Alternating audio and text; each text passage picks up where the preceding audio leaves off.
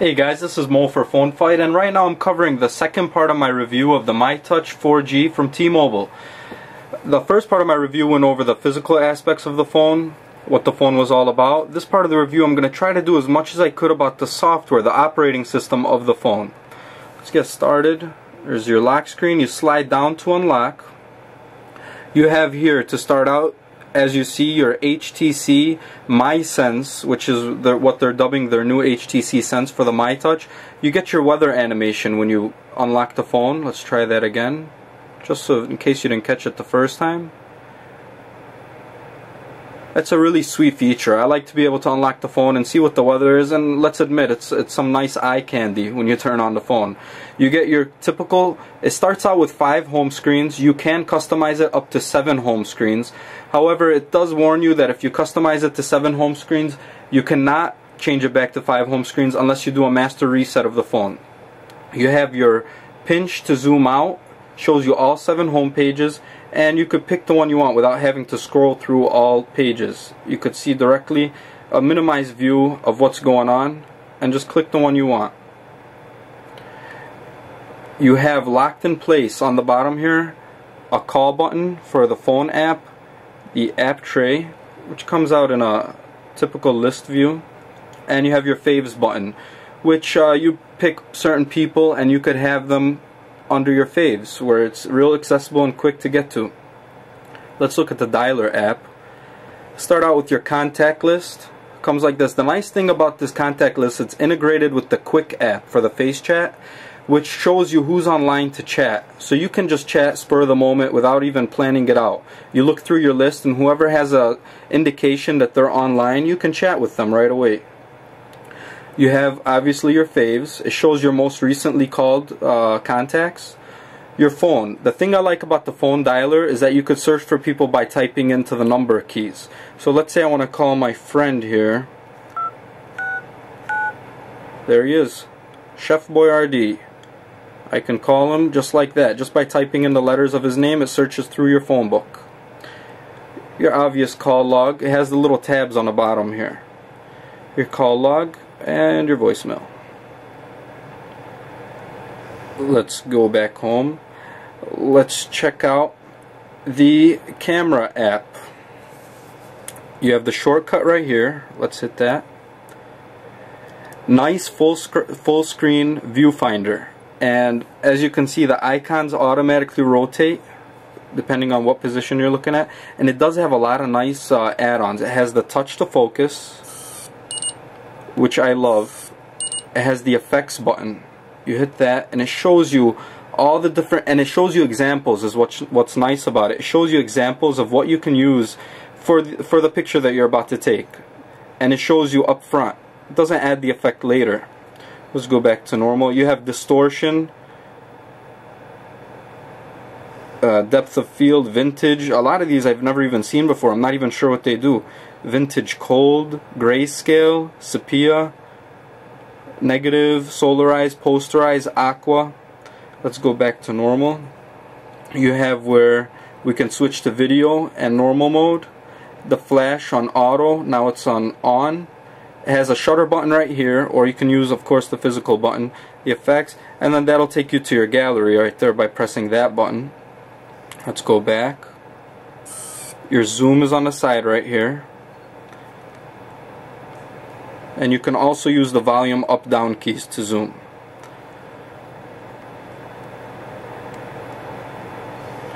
Okay, now this button here is to switch to the front-facing camera. So there we are. Hello, how are you? Alright, let's go back. Switching to the video camera mode. It records in high definition 720p video. I'm sorry, I forgot to mention the still camera is a 5 megapixel camera with a flash that I went over in my physical review. The video camera is a 720p video. It does have different settings. Let's see, where did they go? Just hit the menu button and it gives you all the settings that you can add for the video camera, and I have it right now set on high definition. It does have low definition, it does have standard definition, I should say, white balance, image adjustments, record with audio, shutter sound. The number one thing that I'm very impressed with on the HD camera is the fact that you could touch the zoom while you're video recording. So you hit that, it focuses, I'm sorry, touch to focus. It focuses as you're recording, which is very hard to find on phones these days. I've had a few other T-Mobile phones with an excellent camera, just did not have that feature, and it really bugged me. And it also has a feature where you could turn on the light while you're recording. So the LED light could be on from the beginning, and it could also be on as you're recording. So that's a nice feature to have also. And it comes, let's check this out. Let's wait a second. Go back. It also does have the effects as the still camera did. So if you want to record in a cartoon mode, posterized mode, black and white, you can. Now let's check out the gallery. Go into the gallery, it's a nice list view. Oops. It's a nice list view.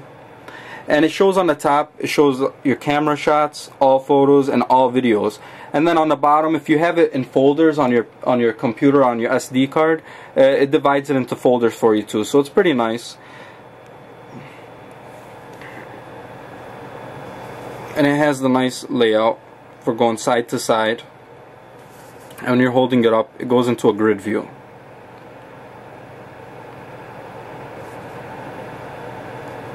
Let's go back home. Now let's check out the new feature they have as Media Room. When I first unboxed this phone, I started looking. I said, where's the music player? You hit this button right here, and it shows you the music player, videos, FM radio, and even Slacker, all just by using the Media Room. Now I have Slacker set up. So you go to music, and the thing I like about it, let's go here, songs, and it shows the nice list view. And also when you go to the side, I'm sorry, I have to actually play a song. It has the nice cover flow art, and when you go to the side, it has a nice cover art with a nice setup. I really like this setup. And the best part I'm liking about this this music player, when you lock the screen, you have controls, which was probably the #1 thing that used to bug me about Android phones, is no controls from the outside. And I think that's a hint it might be time to beat it. Let's take a quick look at the browser, because there was a few things that I was very impressed with. Right now we're on ESPN.com. I'm using my network signal right now since I'm out of the Wi-Fi range. But one thing I did like is the magnifier view.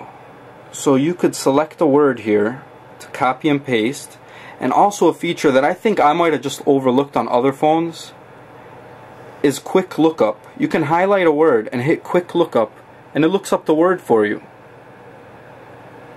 Let's see what it does this time. It looks it up through Wikipedia, and there it is. It shows you team.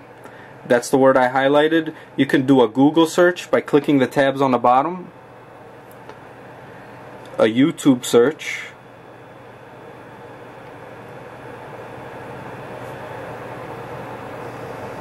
and I'm not sure what this is, Google Translate. Oh, that's a nice feature right there. That's very intuitive. And this last one is Google, not sure, Google Dictionary.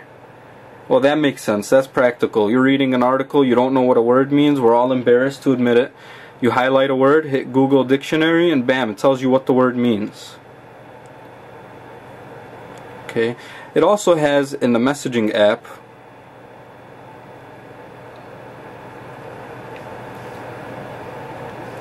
skip that. So this is a test of the Mytouch keyboard. So it was pretty accurate there. This is the HTC keyboard, and what I like about it, it also has the magnifier. So it's easy to edit, which is something that used to get annoying after a while. If you miss a word and kept trying to tap to get into the right spot to fix what you wrote, this is very convenient. Let me show you while we're here the other keyboards. Let's go to input methods. It also has swipe, cancel. I don't use swipe too much, I'll admit. so it might not be that great. Okay, this is a test of the Mytouch swipe key. Ooh, I messed up. Keyboard. And it gives you options, so there I just selected the right word. This is the test of the Mytouch swipe keyboard. So I was pretty accurate with it, and just imagine how accurate I would be if I actually used it. And then it has a new keyboard, okay, called Dragon Dictation, which is a new touch to speak, I guess. And the keyboard on here is actually not that bad. The only thing I didn't like about it is it has no dictionary. So if you're typing a word and you type the wrong word, it does not autocorrect. So this is a test of the... You see, I accidentally tapped the tap to speak button. So let's see. Yeah, that's not that great. Let's try it with the tap to speak anyways. This is a test of the Dragon Dictation keyboard. Let's see. Beautiful. Wow, came up 100%, so that's not too bad. Guys, I'm sure I missed a lot of things on here. This phone has so many features, it's very hard to catch them all. If you have any requests or anything you want me to do, leave a comment below. Any questions or anything, I usually respond pretty quickly. I like to help everybody out picking out the right phone. My next review is going to be an in-depth camera review, because this camera on this phone is excellent. I really want everybody to get an idea of what the camera is capable of. Also, if I pick up on any other features, I might add another part to this review. There's so many things to talk about. Be sure to subscribe to my channel, guys. Thumbs up if you like this video. This is Mo for PhoneFight, and thanks for watching.